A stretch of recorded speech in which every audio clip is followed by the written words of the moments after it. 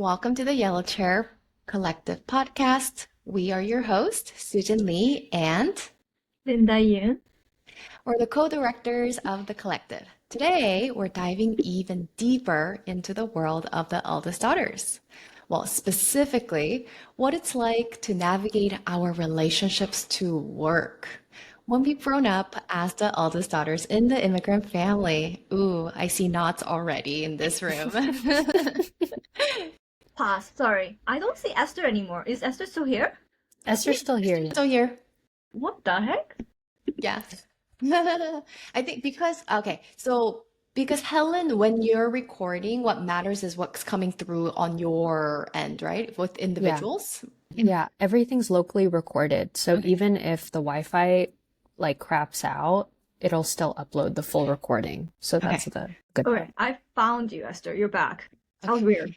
Because I was gonna say, so Linda, you look pixelated, so it might be your internet since you had somebody else go off on you, and then you look pixelated. But at the end of the day, what it's like Helen said, because it's locally recorded, I think it'll be fine. As long as we could hear each other, we'll just keep going. Okay.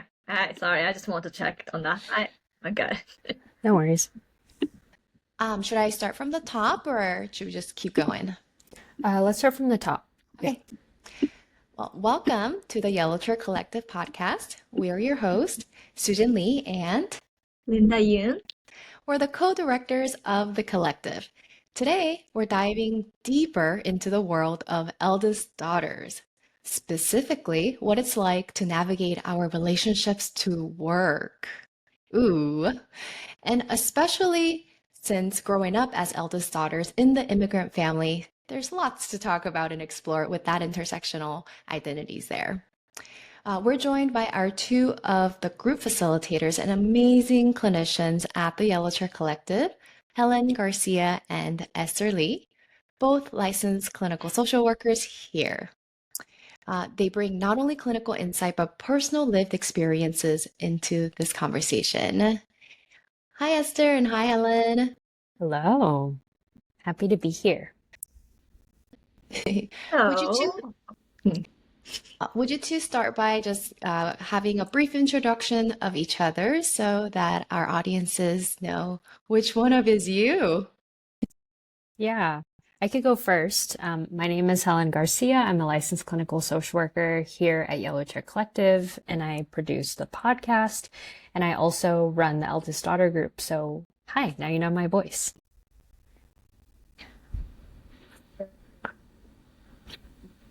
Also licensed clinical social worker with YCC, facilitating one of the other ones. Started. Excited to continue this conversation. Okay, we're all the daughters of immigrant family. So welcome. This is Linda, if you're listening to this audio. So I'm going to start as we're talking about work today. We're gonna start with what's our first jobs? Who wants to go first? I can go first. My first job was at 12 years old. I got hired to grade papers at Kumon by Miss Nancy, the owner, because I would stay behind and wait for my sister to get math tutoring, and I would help grade all of the Kumon teachers' papers. And then Miss Nancy, the owner, paid me $7 an hour to grade all of them. So I would come in every Saturday to help the graders. So that was my very first job, and I had that job all throughout high school. So $7, that's not bad.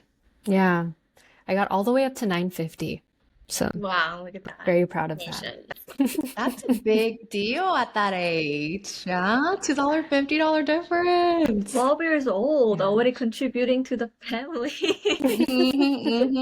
My dad actually didn't want me to get a job. He said that it would distract me from school. So it took a lot of convincing to even get a job, but I did.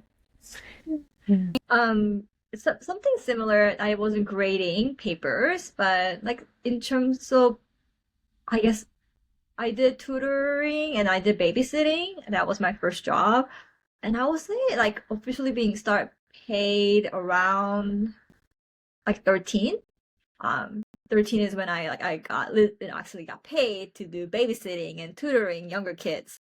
But before then, I did a lot of unpaid labor of that, right? A lot of babysitting and tutoring without being paid. So it was exciting when I was getting paid $5, the whole $5 per hour. I'm a little similar too, like a lot of babysitting, teaching, like taking care of other people as like the first jobs. I remember the very first one was my brother was enrolled into this summer camp program at this private school that was like right next to our house. So it was so convenient for my parents. So they really wanted to send him there. And so I had work there as an exchange for my brother's tuition. And so that was the exchange that I would work there. Yeah. Yeah, so I would just like be a teacher's aide and when lunchtime came around, like serve kids lunch and just whatever was around to do for summer camp. Sounds like a very typical Korean older daughter. They call it K older daughter, sacrificing, for your brother's tuition. Yeah, For your brother's tuition. exactly. That was when I was in middle school. Yeah, and my brother was in elementary school at the time. Wow. Esther, what about for you? My first job was also at the age of 12. I worked at our middle school student cafeteria, not cafeteria. We had like a little store, student store. That's what we called it. I worked at the student store. And then, yeah, I've just had always had odd jobs all throughout, like from middle school into college. In high school, this probably isn't very ethical to share, but I even wrote essays for college students. Shouldn't say that. $100, at the time. That's a big money for that age. Oh, yeah. It's like Grease too. One of the main characters would write essays to buy his motorcycle for I forget her name. I can cut it out of the interview if you want me to. I mean, yeah, maybe, but it's such a, if we are not therapists, I would love to add that because it's a common story. People do that. Yeah, It was a very we common could story. just keep it at the student store. I'll make a note. Thank you. Well, look at us all working when we're as soon as developmentally ready to understand societal standards levels and the finances, like any small basics of finances, then here we are contributing back into society and our families. I have a following question of that actually. Do you remember what you did with the first paycheck or first money that you got? At age of 12, 13, we were all starting. There's that cultural expectation. First paycheck, you buy your parents a meal. Every first paycheck at every job that I've had, I bought my parents food or bought them something. I relate to that expectation because I did. I have a very clear memory doing that when I got my first full-time job. My first paycheck after grad school. That was legit job that I had professionally. I spent all buying gifts for family, but I do not remember what I did at 12 because I don't think that was expected because it was not a full-time job, not a real job. So I was like, maybe bought food, and I love buying books back then. I won't always read it, but I love buying books because my dream was to have a library. Might have bought books. I think I bought books. What about you, Helen? I actually don't remember. The only thing I remember doing is my dad took, because I was 12, right? So I couldn't, at least at 12, I don't think you can open a bank account. So my dad took me to Walmart to cash out my first check, and I put my first paycheck in a shoebox. And he said, this is how you manage your finances, 10% to savings, 10% to tithes, and then anything you want to save up for, 80% goes to that. So then, he taught me, the first principles of money. It was if you've ever read the book, Rich Dad, Poor Dad, he was kind of like the rich dad. My dad was, teaching me finances at an early age. But he did at one point make me buy him Cold Stone ice cream, like Founder's favorite ice cream. He was like, I'm your father. I treat you all the time. You should take me out to ice cream. So we would go on like father-daughter dates every time I would get paid. But that was like way after. That was like 2 or 3 years after I was like employed part-time. So that's what I remember. That's really interesting. I love that your dad, just was in that mindset of like, I'm going to actually teach you about finances. Because I think that's kind of rare that we hear in a lot of immigrant family dynamics, is they just tell you to save like as much as you can is the message that I received. And I feel like a lot of immigrant children have received. And so I remember with the first paycheck and all of the following paychecks, I think I did save a lot. There was some portions that I would buy like, snacks with and bought my parents like little things here and there too. Nothing of significance, but the whole point and goal of like making money was like to save it up. And who knows what you're saving up for at that age, right? But that was kind of the narrative that I received. I know this is a friend of mine's story, but she's also oldest daughter of Korean immigrant family, and she and I started a tutoring babysitting job together. While because it was a part-time job, my parents wanted me to just save, maybe spend on the books because it's books, so they were not opposed to it. They just wanted me to actually read the books that I was buying. But her parents actually expected her to start paying rent. I know. So she Wait, was, how old was she when we she were first started? 12, 13 together at the time. Oh my So goodness. yeah, so we were getting paid $5 an hour, and she'll I don't remember how much they charged her, but I remember thinking, I'm like, oh wow. I really felt for her. I think 20% went to her, her paycheck went to her parents for rent. But I think it also spoke to their family finance situation. I knew the family was a little bit more in the situation that needed support. So I guess in a way, and we hear this from clients too. Some immigrant families, they had to support, or they knew they had to support financially from very young age. So that was her situation. Just want to bring another like story because uh, we have such a variety of stories of what it is to be an oldest daughter in immigrant family. So And then our relationship to work, like that's exactly what our focus is, right? Our relationship to work, pressures, performance, and then also tying into like some of the money narratives that we're talking about as well, and how we navigate finances now, even, right? And relationships that we build at work. So, should we dive a little bit more deeper into that? Yes, please. Let's do it. Well, one of the things was around pressure, Mm. or even the ability to like perform, and how we see this, like the performance and the pressures of the work. And sometimes it's like almost an extension of our identity, that we feel so strongly about it, or a reflection of ourselves.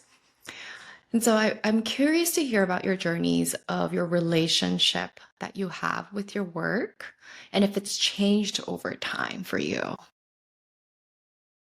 and I think we have to make a little disclosure. Um, never mind, cut that out. No disclosure. Oh, okay. I Okay. would want to say like, oh, just want to know, people, we introduced ourselves earlier. Helen and Esther does work here, so they're talking to bosses. So I'm like, would I add any? But I don't want to add that actually. Second thought, like, no. Let's just go for it. Y'all take it. As hosts. Honestly, like I know you're worried about that, Linda, but I think Yellow Chair has probably been the best job I've ever had because y'all are such great bosses. So I just want to give a shout out. And this is recording, so everyone in the world will hear that. But like so my relationship to work, I think that because I grew up in an Asian family, there was a clear delineation between who was child and who was parent. Like in my family, my parents believed that like I'm your parent, I'm here to discipline you, I'm here to train you. So entering into the workforce, I always thought that people had my best interests in mind, like the obliviousness of that. And now that I've been in the workforce for like 15 years, since like the age of 12, I've learned that like not everyone does have your best interests, and they'll like take advantage of that. So I was always so willing to learn from people, because I think the way that my parents raised me, like, listen to your elders. And I remember just like loving work. I loved like I think we all, I don't want to make any assumptions here, but we all grew up in an age where like women finally had the opportunity to make it in the workforce, to make a difference, and to allow their careers to be the ship that sailed that through. But when I first graduated from graduate school, I was working at a Department of Mental Health site called DMH, and I was like really taken advantage of and like overworked in that setting. And I developed so many physical symptoms like eye twitching, blurred vision, my hair started to fall out. I didn't understand that. Sorry, go Sorry, ahead. Helen. Can we? I'm so sorry. That's Can we okay. not actually say Department of Mental Health? Can you Sure. and then go back and then share just that you worked at an agency? I Yeah. worked, yeah, okay, okay. So, when I first graduated from graduate school, I worked at a facility that I didn't feel like had the best way of treatment for their employees. And there was just a lot of censorship. And then I started to develop a lot of physical symptoms like blurred vision, inability to like wake up, tired, energy. And I felt like I didn't have the ability to say anything to the people in that setting. And so it really made me afraid. And so I didn't understand that, like, even at that age, I could say things. And so transitioning from that workplace into Yellow Chair, it was hard to trust for a very long time. And it took a lot of like friendship and just like companionship and like trust building to get to a place where I could start to see work the way that I used to at 12. Because I think that when you're first in the workforce, people think you're cute, you know, and then after a certain age, people start to see you as an adult and start to treat you as such.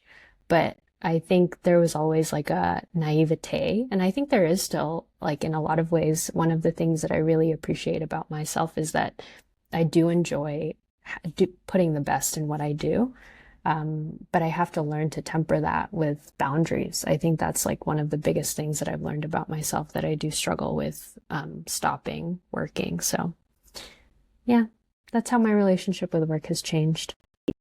Yeah, and just to add to that, Helen, like we got to see you in the last couple years at Yellow Chair, how you have evolved and how more I think it gave us more joy that us to see you being more comfortable, and then having space to kind of really you came in with a lot of ideas, and you were also not unsure, like, can I, right? And just seeing you become so confident and then creative and comfortable. I think Susan and I, like, there were a few times like, Helen, it's okay, like you can slow down, like you don't have to overperform here. And like we can definitely see how your work relationship with work have evolved, and yeah, um, my journey, like, I guess it kind of speaks to why Soo Jin and I, in some ways, are where we are in some ways as business owners, employers, therapists, and etc. That we like. I like to have a little title of everything. I'm a like jack of all trades, master of none. Yeah, as you all know. And I also worked in a lot of agencies, community agencies that really let me burn out, let me feel like I'm not a human being. You know, I'm just produce work, productivity, and learning that I'm a neurodivergent person later on, and how much I struggle with executive functioning, perhaps, or like consistency, because my energy can go up and then be super productive, and then next day I just can't do anything like that. I didn't know why, and I didn't really have the skills back then to manage that. So when I felt like I had no choice but start. Almost felt like I had no choice but start my practice. Like I start my practice at the time because I was so burned out. And my goal when I went to social work was that I wanted to be a nonprofit or governmental or public servant. My goal was to be a public servant and move on and like make impacts in communities, creating programs and programs that were needed. And then the reality of how those systems felt so stuck, leaving me so burned out and feeling like I'm not a human being anymore. And also that trick goes to the clients and communities that we serve too, right? So learning that it wasn't ideal for me and my health was taking a hit, I think that's when I was like, I feel like I have to do something on my own. Went out and then kind of figured things out. But yeah, it took a long time to like, what is work? Like, I put so much of my identity around work. I thought I had such a clear picture of what I want to be. And suddenly, like, it didn't really fit me, like, physically, mentally. And it took a while and to reassess about what kind of workplace I want to make for myself, and then potentially in the beginning I didn't think yellow chair will be where we are, right? But once I started to hire other therapists to grow our collective, it wasn't perfect. I made a lot of mistakes, always learning in progress. But we want to set an intention of like, yeah, is this a workplace that I want to be in? If I were like entry level therapist, and then all throughout my social work career. So I think I'm rambling at this point, but Helen, what you share kind of maybe reflect on mine too. It's like, hey, my work relationship has changed, and that really also shaped who I am as an employer at this time too.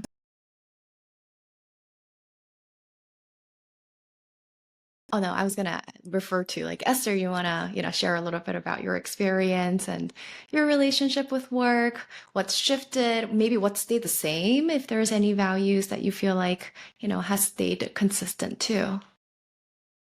Yeah, that's a great addition to this question. I wanted to follow up with Linda because so much of my story is also very similar in that when I was a young 20-something in social work school, I was actually so anti-clinical work. I was like, I'm never gonna be a therapist. Like anyone who's here for oh my god, this is like early 20s Esther, right? So we're gonna forgive her, but I was like, anyone who wants to do clinical work in social work school is just trying to get like a cheap shortcut to just making more money.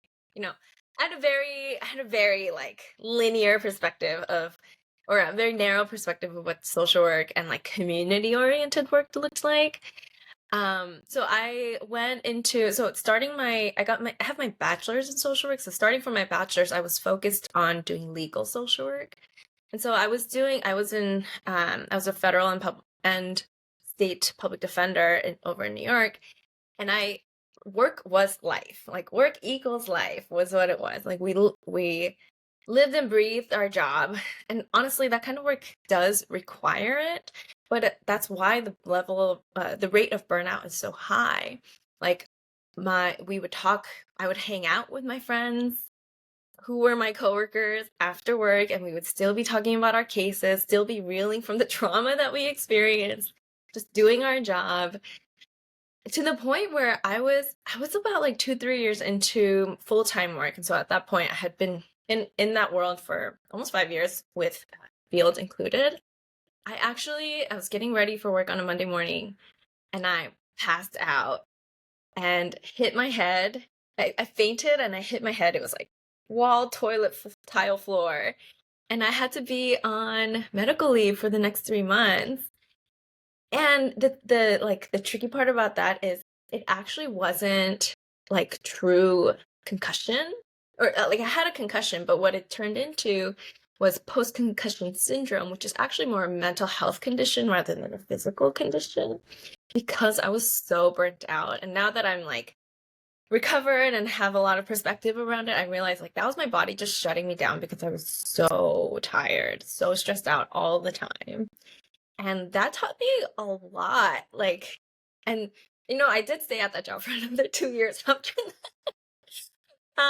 But I stayed because I cared about the work. Like my work was also my identity. My identity was a public defender, was a social worker, was a person of that community. And then I realized I was just like, I feel like I'm always fighting this uphill battle against a system that's not going to budge. And I mean, it was definitely more of that burnout perspective of like, what am I doing here? Like, what am I really trying to achieve? And then it brought me into clinical work because I was like, okay, at least like individual freedom feels more accessible, and individual work as a pathway to that collective healing. And so that's how I ended up in clinical work. And now I'm like, oh, 23-year-old Esther, she's so opinionated.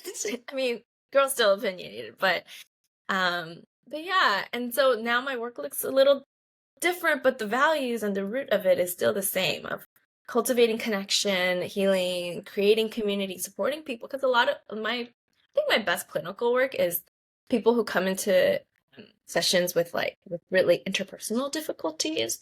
And so like really working with people to help them understand, how do I want to show up in this space? What does it mean what does it look like for me to create community and create spaces of healing together?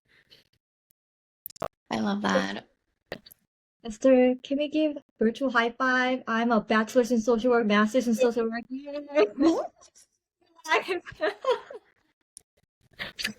Yeah. Maybe I not. love Not for how life, sorry. Not for life. Maybe not. We're rewinding our relationship to work. So. changing the narratives as we speak, literally. Esther, you're talking about how the core values that you are carrying, although the work can shift, the focus can shift, setting can shift even, everything else about it can shift, but the core of like the value can continue on and live through the different experiences and your relationships to work. I wanted to kind of just reiterate that for our listeners, because I think so many times we hear from our clients, and especially like eldest children, whether they're eldest daughters or eldest sons, like they live in this pressure and obligations to support their family, support themselves, and support everyone else around them. And they feel so tied to the work that they do right now, and they feel that they can't make any shifts, right? And there's a lot of reasons why we continue to do the work that we do, especially in a lot of folks that are in helping professions. I think we do them because of the values that we carry, and we don't really get to see a lot of creative ways that those values can still get played out and balance ourselves and our physical health, our mental health, and care for other people at the same time too. And so there are ways I think we can discover and reevaluate the things and the settings that are around us and shift them in a way that makes sense for us, while not compromising our own values too. To that point, I was also thinking in like a multitude of ways how concerning it is that even in the self-improvement space, the word balance has become a curse word. I don't know if y'all have seen clips or experience of that, but I think that, I can only speak for myself, but I'm a byproduct of the consequence of a lack of balance in life, and how that can really result in like serious health conditions. And like being on the other side of that has made a huge difference. But I don't know what y'all had on your take with that as well. I know Soo Jin like to speak to like work-life harmony instead of balance, because this myth of balance, like, is there 50-50, or like when I think of balance, it's like, do we have evenness, right? But because the life is not that cookie cutter. Yeah, I was gonna say, and the reason for that is because we also grew up in a culture where like work is for survival, it's to make money, especially in a lot of immigrant family members. Like for myself personally, I was taught that work is supposed to just be providing for something else, right? And so that it feels like I have to just grind it out. Like this this is what I have to suffer through in order for me to get something else in life, right? And so it just feels like, okay, then I just have to balance how much suffering am I willing to accept, so that I can even out the reward. And so I feel like the different definitions of balance is utilizing different ways of also creating a little bit of mindset which isn't working for folks and causing burnout as well. And so I've been promoting like harmony, like, okay, it's not a 50-50. You don't have to suffer this much 50% in your life to result in the 50% of the reward. It doesn't work that way, right? Like there are ways in which, like, you're just like we were talking about with the values and fun and joy and relationships, like Helen, you were mentioning too. And then with Linda, like your dreams and visions can still exist in the space of work, which feeds into our personal lives and vice versa too. And then the boundaries still need to exist still though, right? I want to add something, little sub points, I guess. Sub point. Um, Soo Jin and I are older millennials, and so let me rephrase it again. Actually, I don't want to reveal my age, but just I think people will know. Okay, uh, I just want to add a sub point because when I think of our generation, like particularly millennials, there was a lot of messages around finding your life purpose and life calling. And that was really easy to wrap around like your work, finding this like work that is your life, that is calling for you, that is the purpose of you, and really fueled, finding your passion that, that matches work, right? And I can speak for myself, like helping people, social work, public servant kind of work became my, like, I felt like that was my calling and that was my life purpose. And because there was that sense of it in some toxic ways, I could have survived all the toxic, work environment because it was my calling, right? So kind of trying to use it like it's a survival, but also my calling. If I can just get through this, hard, unfair situation, overwhelmed situation, feels like I have to do my pay my dues, right? Then I'll get to somewhere, right? I mean, that's some conversation that I'm definitely having with some of my clients, like how that shaped us, not only family relationship as an oldest daughter, put that responsibility, but also the narrative that we grew up in the 80s and 90s, particularly, I feel like, was about like finding your calling, purpose, and really tie in all that together. I wonder though if, because Ikigai came out like not long ago, and I feel like that's a perpetual narrative that maybe that's downstream. The impact of the 80s and 90s of work as purpose, the American narrative of that is still perpetuated now with like all of these self-help gurus and like bro science that's coming out right now. Like, look at the top 10 most listened to podcasts. Like, what are they preaching? What's the messaging behind that? And how is that influencing where our culture is going and our definition of work, So I think downstream impact of that, especially as Asian women, as Asian eldest daughters, like there's so much there. So I want to take us from this general, like, intergenerational, discussion that we're having to a little bit more personal intergenerational topics then. So curious to hear about your parents' relationships with work and how that might have informed the way that you have been brought up.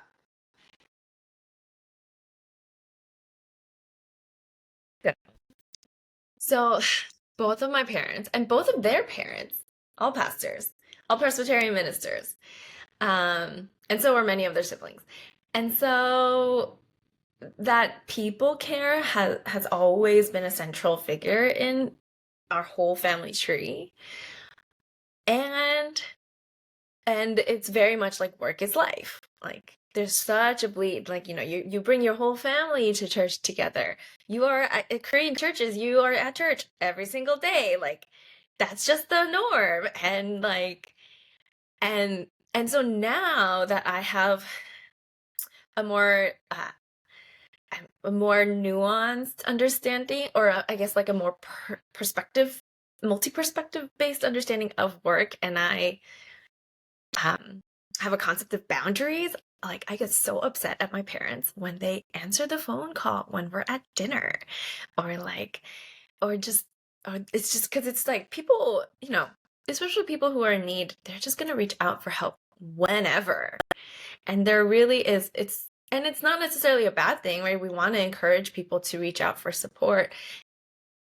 But also, how much do I want to go into? And but also, like, yeah, it's like there wasn't much of a differentiation between church life and home life, and I had a really hard time with that growing up as a pastor's kid. And then I know my parents experienced that with their parents, but it still was this intergenerational cycle of like, well, this is what it is. This is our purpose. This is our calling, and this is what's expected of us.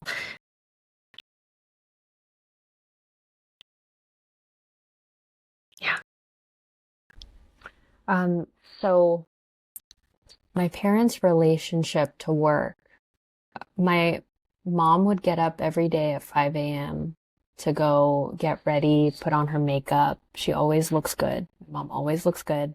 And she would go to work as a nurse, and she's still to this day a nurse, and very disciplined, habitual.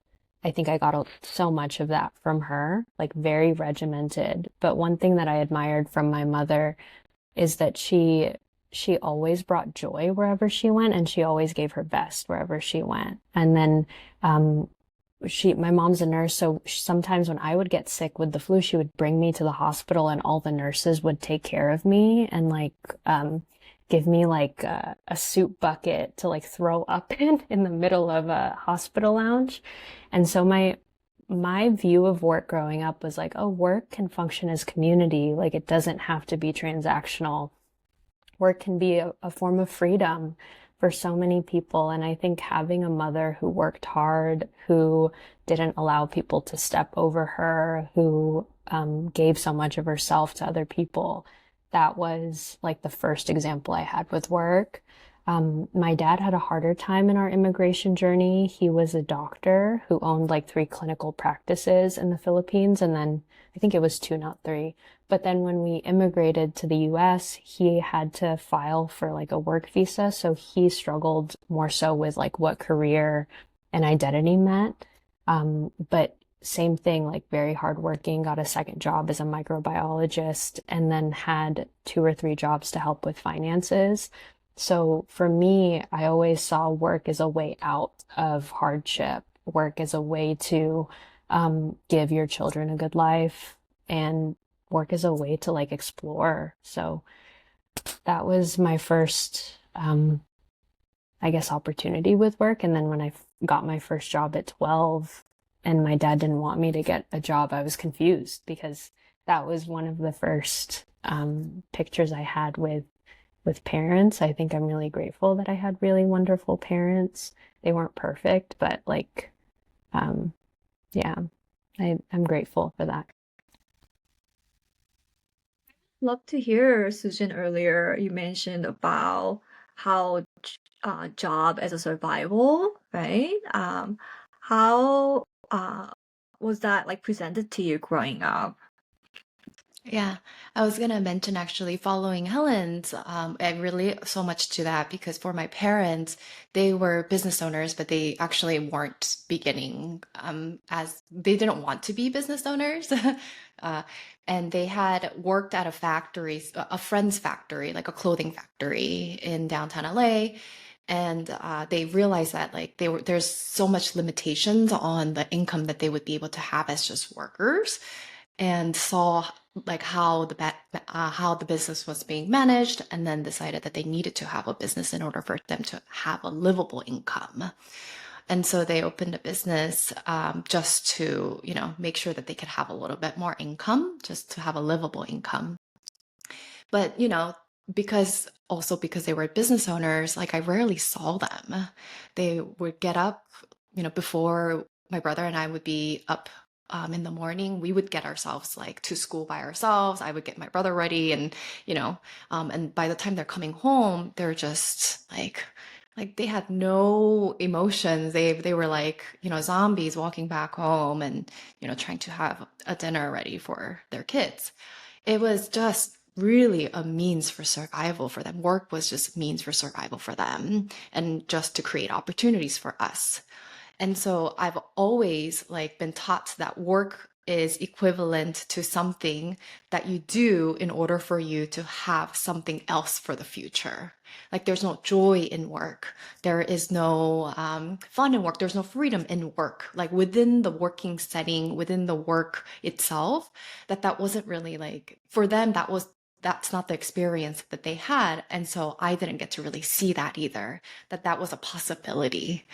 Uh, and yeah, I think over the years, as I've spoken with other folks in different careers, I've met mentors, and that's when I also realized like life can look really different. And I want it to be different than my parents. Like I didn't want them to, I didn't want to be stuck in like the cycle of also like being so dreadful on a day-to-day basis too. And so I did wanted to find something that I wanted to do. And therapy was something that I wanted to do. Art was something I wanted to do. And so I did go to art school. I did wanted to incorporate like art and creativity into the work that I did.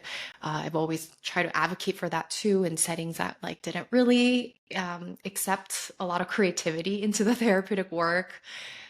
But yeah, it came from like other sources. For my parents, it was just such a push for them to be able to find any sense of joy in their life, and it would have not come from work. Thanks for sharing that. As I've been reflecting back, like what did I learn from my parents' work? As Helen shared, like we also had this, they also had immigration, like abruption, like to their career, especially with my mom. And she was a preschool teacher in Korea, but when she immigrated, she couldn't be anymore. Didn't speak English, didn't have the credentials. And my dad actually, it was his visa because he was an engineer, and then was able to get a job that sponsors him to move to America. So there was a visa limitation too. I don't think he had he could also legally work. And we were young. We were about 10, and my sister was around 7, 8. So my dad wanted her to stay home, which little interesting because he always wanted my mom to stay home, and then it was a fight a lot of times growing up that my mom chose to work because my dad was a traditional man who believed that women should stay home raising kids. But his income for the longest time like didn't really could support the whole family. So my mom always like works secretly, or if she works, my dad was just make it very clear he was not happy about it. Sometimes even try to sabotage. It was, I don't know. I have very mixed messages around like woman and workforce because he will treat her that way, but he will tell me and my little sister like, you pursue your dream. Like we were sacrificing, we were working so hard for you to pursue dream. So I think with the narratives we talked about earlier, finding your purpose, passion, like that was kind of reinforced at home. But it came with like a lot of heaviness too. Like I'm sacrificing, I'm working hard. I rarely saw my dad. Like he worked very long hours, and then when he come home, he'll be in very like not so great mood, or he's really tired.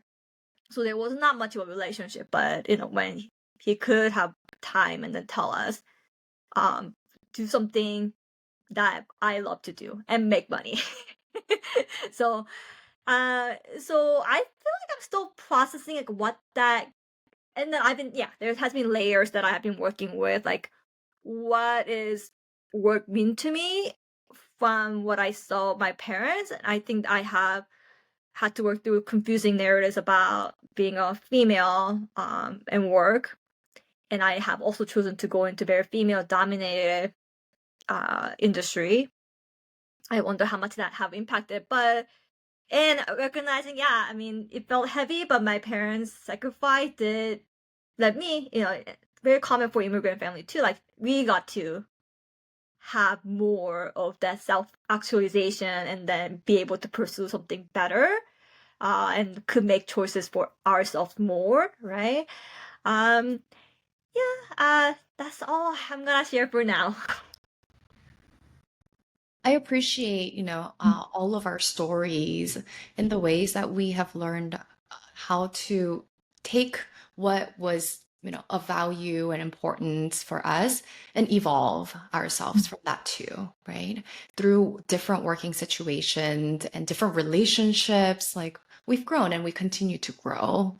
And so I want to give a lot of like hope for the audiences and the listeners about in the way in which like they might feel stuck in one way, that there are creative ways for us to be able to continue to carry what we truly believe in onward in different settings or different environments as well.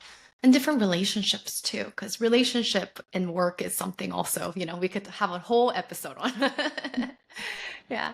And so let's get into the last, little bit of our conversation here. If you could just have one quick one sentence lesson from your professional life that can be useful for our listeners, what would that be for you?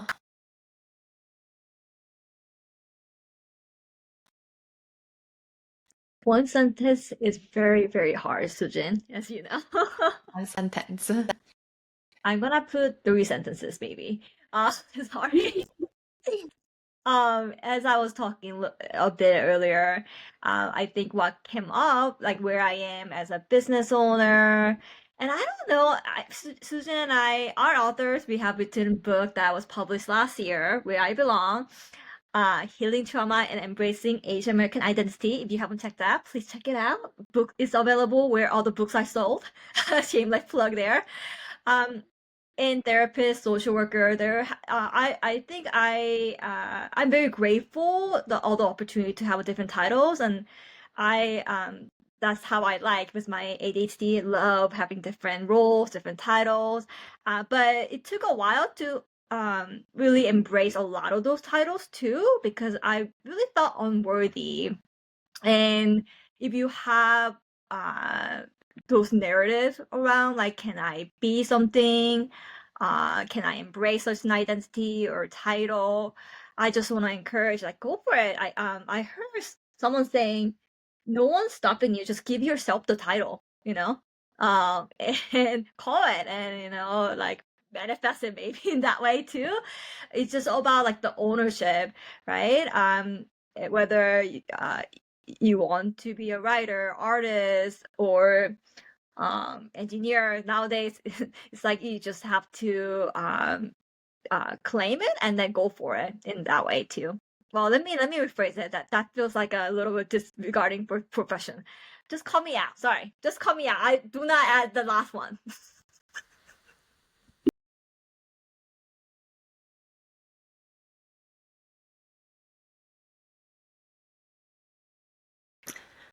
I guess I would.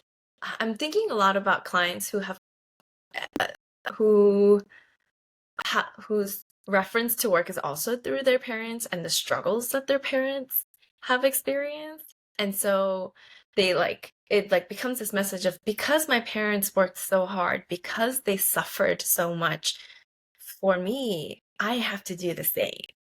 And it's like a form of repayment, or this like continuation and honoring of their work.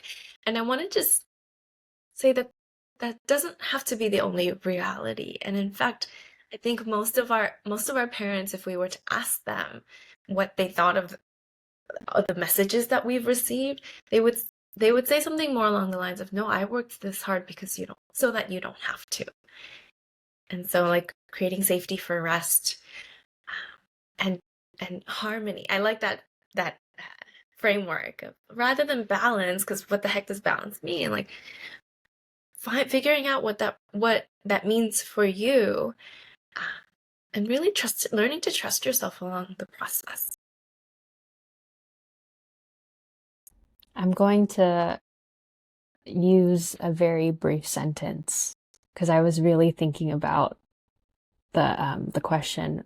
Make the decision, don't look backwards, and learn from your mistakes afterwards. I think like an explanation of that sentence is, I think so much of my work life is what's the next right decision, thinking my way into insanity, not literally figuratively, but like thinking so much that I don't take the action necessary to keep going or to keep moving forward. Yeah, no other explanation. That's it. I just want to add, enjoy the present moment. Looking back, I look always forward, like what's next, because I have these goals that I want to achieve.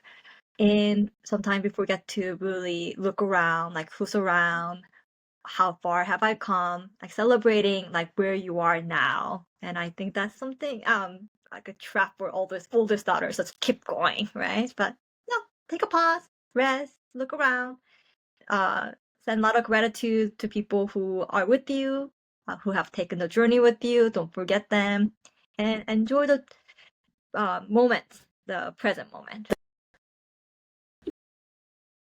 I was reflecting on this as I was asking the question too, and I think I want to say that there is still room for it all. Like, there is still room, whether it's now or later, wherever you are in your journey. I think there's room to explore. There's room for whatever your dreams are. There's room for your parents to honor them. There's room to honor yourself. There's room to bring your values. There's room for it all. It might not all happen at the same time, but there's room. Different moments of our lives. Well, thank you so much, Esther and Helen, for another amazing, deep conversations. I feel like I also find a lot of deep sense of like reflection as I speak to all of you, Linda, Esther, and Helen, every time we have these conversations. And so hopefully it was a reflective space for the listeners as well today. Linda, would you like to close us off with our information about Yellow Chair Collective? Yes, where to find us? Please subscribe, follow. What else can you do? Like, comment on the section if you're watching us on YouTube. If you're not, please come on Yellow Chair Collective channel and find us. We are also on Instagram, TikTok, Facebook, Twitter. I may never mind, not Twitter. At yellowchaircollective.com. Not at Yellowchair Collective handle. And you can also find us on the website yellowchaircollective.com.